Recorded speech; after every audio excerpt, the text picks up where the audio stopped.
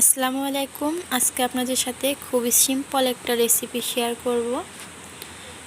পেঁপে দিয়ে ডাল রান্না করে দেখাবো আজকে আপনাদেরকে। এটা কিন্তু গরম ভাত, রুটি, পরোটার সাথে খেতে ভীষণ মজা হয়। তো আশা করি আজকে রেসিপি আপনাদের খুবই ভালো লাগবে। তো এর জন্য আমি একটা পেঁপের অর্ধেকটা পেঁপে নিয়ে নিছি। এটার গা থেকে আমি খোসাটা ছাড়িয়ে নেব। তো দেখতেই পাচ্ছেন এটার গা থেকে কিন্তু আমি খোসাটা ছাড়িয়ে নিয়ে নিয়েছি। আর এর মাঝখানে যে উপরে যে আবরণটা থাকে এটা আমি একটু চামিচ দিয়ে এভাবে কেটে নেব। আর এই যে পেঁপেগুলো আমি কেটে নিয়ে নেব। অর্ধেকটা পেঁপে কিন্তু আমি কেটে নিয়ে নিছি। তো এটা আমি ভালো করে দুবার ধুয়ে নেব। তো আমি এই সাইজ করে কেটে নিয়েছি। আপনারা চাইলে আপনাদের পছন্দ মতো পেঁপেগুলো কেটে নিতে পারেন। আর এদিকে আমি নিয়ে নিছি মসুরের ডাল, বুটের ডাল। তো আজকে 2 পদের ডাল দিয়ে কিন্তু পেঁপেটা রান্না করব। আর ডালগুলো আমি ভালো করে ধুয়ে নিয়ে নিছি। আর এদিকে একটা কড়াইয়ে পেঁপেগুলো দিয়ে আমি পরিমাণ মতো পানি দিয়ে এখানে দিয়ে দেবো বুটের ডাল, মসুরের ডাল। আর এখানে দিয়ে দেবো বেশ কিছুটা কাঁচামরিচের পেঁয়াজ কুচি দিয়ে দেবো আমি 1 চামচ আদা রসুন বাটা। এগুলো দিয়ে একটু মিশিয়ে নেব। আর চুলাটা কিন্তু আমি অন করে দিয়ে দিছি।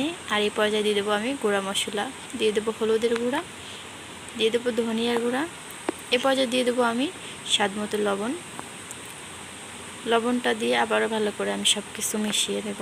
আর এটা আমি কিন্তু ঢাকা দিয়ে সিদ্ধ করে নেব। ঢাকাটা দিয়ে বেশ কিছুক্ষণ সময় ধরে এটা আমি সিদ্ধ করে নিয়ে নেব। এই জন্য আমি ঢাকাটা দিয়ে দিচ্ছি।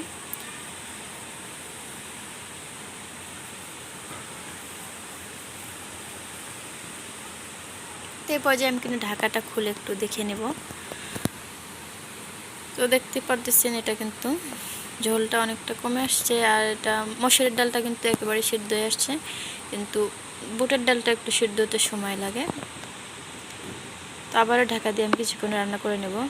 কিছুক্ষণ পরে আবারও ঢাকাটা খুলে একটু নাড়াচাড়া করে নেব আর দেখে নেব এটা কতটা সিদ্ধ হয়ে আসছে। তো এই পর্যায়ে আমি একটু নাড়াচাড়া করে নেওয়ার পরে ঝোলটা অনেকটাই কমে গেছে আর বুটটাও অনেকটাই সিদ্ধ হয়ে আসছে। এই পর্যায়ে আমি এখানে কিছু কুসুম গরম পানি দিয়ে দেব। কুসুম গরম পানি দিয়ে আমি একটু নাড়াচাড়া করে মিশিয়ে আবারও ঢাকা দিয়ে কিছুক্ষণ রান্না করে নেব। তো কিছুক্ষণ পরে আমি কিন্তু ঢাকাটা খুলে আবারও নাড়াচাড়া করে নেব। আর দেখতে পাচ্ছেন একটা ফুটে আসছে। এই পর্যায়ে আবারও ঢাকা দিয়ে 3-4 মিনিটের মতন রান্না করে নেব। এই পর্যায়ে আমি এটা চুলা থেকে নামিয়ে নেব। আর একে করে এটা ধুয়ে আবার চুলাতে বসিয়ে কয়েকটা জিরা ভেজে নেব। এই জিরাটা আমি নামিয়ে নেব। এটা আমার ভাজা শেষ। এটা গুঁড়া করে নেব, এক সাইডে রেখে দেবো। একই কড়াইতে আমি পরিমাণ মতো তেল দিয়ে আর এখানে আমি একটা ডিম ভেঙে দিয়ে দিছি। ডিমে সামান্য কিছু লবণ দিয়ে ডিমটা আমি একটু নাড়াচাড়া করে ঝুরি ঝুরি করে ভেজে নেব। আর এখানে আপনারা চাইলে কিন্তু 2টা বা 3টাও দিয়ে দিতে পারেন। ডিমটা দিলে কিন্তু খেতে আরও বেশি মজা লাগে। তো আমি একটা ডিম ভেজে নিয়েছি, এভাবে ঝুরি ঝুরি করে বাটিতে উঠাই নিয়েছি। একই কড়াইতে আমি কিন্তু আবারও তেল দিয়ে এখানে 2 টুকরো দারচিনি, একটা তেজপাতা, 3টা শুকনো মরিচ, তারপরে কয়েকটা গোটা জিরে দিয়ে একটু ফোড়নে ভেজে নেব। কিছুক্ষণ ভেজে নিয়ে দিয়ে দেবো রসুন কুচি, পেঁয়াজ কুচি।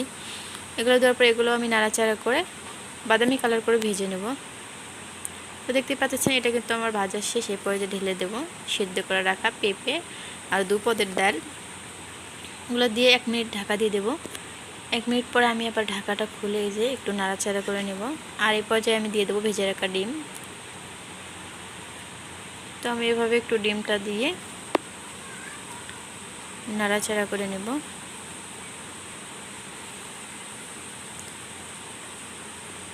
এই যে এটা আমি কিন্তু নাড়াচাড়া করে নেওয়ার পরে যে জিরাটা আমি ভেজে রেখে দিয়েছিলাম এটা গুঁড়া করে নিয়েছিলাম, এটা দিয়ে চুলাটা অফ করে দেবো। সেই জিরা গুঁড়াটা কিন্তু আমি দিয়ে দিচ্ছি। আর এই যে আমার আজকের রেসিপি। তো আজকের রেসিপি কেমন লাগলো? ভালো লাগলে অবশ্যই লাইক, কমেন্ট, শেয়ার করবেন। সবাই ভালো থাকবেন, সুস্থ থাকবেন। আল্লাহ হাফেজ। আসসালামু আলাইকুম।